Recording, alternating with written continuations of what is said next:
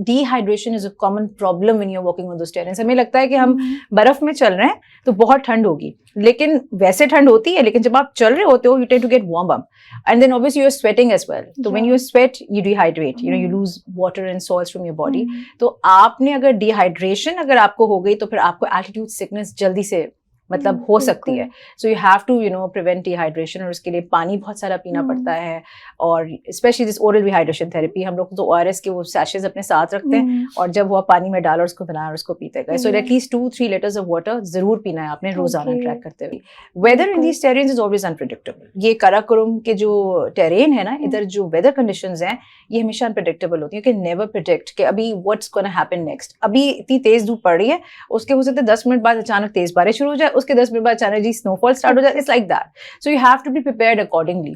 तो ये वाले चैलेंजेस भी होते हैं, फिजिकल स्ट्रेंथ उसके चैलेंजेस भी होते हैं। और जब आपकी फिजिकल स्ट्रेंथ खत्म होने लगती है then it's your mental resilience and your mental strength that has to take over. और अगर आप मेंटल स्ट्रेंथ आपकी नहीं हो, फिर कुछ भी हो जाए, जितने भी आप मस्कुलर हो या जितनी आपने जिमिंग की हो, पिछले सालों से आप जिमिंग कर रहे हो, अगर आप मेंटली स्ट्रांग नहीं होंगे तो आप फिर आगे अपना जो भी काम है, अपने ये जो माउंटेनियरिंग और trekking, it's basically more about mental resilience, it's more about mental strength than physical strength. दिमाग ने अगर कह दिया पर रुक जाओ तो फिर आप गए ना, फिर तो आपने जो है ना अपनी टांगों की नहीं सुनी, वो आपकी जो बॉडी वो आपको कह रही होती है गिव अप नाउ स्टॉप।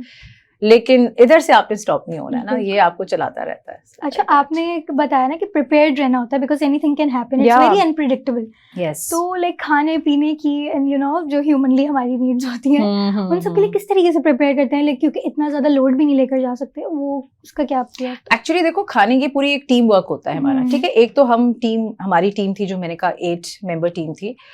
एक हमारी टीम जो हमारे साथ होती है which is actually the backbone of any expedition, जिसमें हमारे पोर्टर्स होते हैं, high altitude guides, high altitude porters, उनमें वो कुक्स भी होते हैं जो हमारे खाने वहाँ पे बनाते हैं। तो नाश्ता और रात का जो खाना है वो लोग प्रॉपर उनका इंतजाम होता है, वो खुद टेंट्स पिच करते हैं, खाने बनाते हैं, फ्रेश खाना हम लोग को सर्व करते हैं।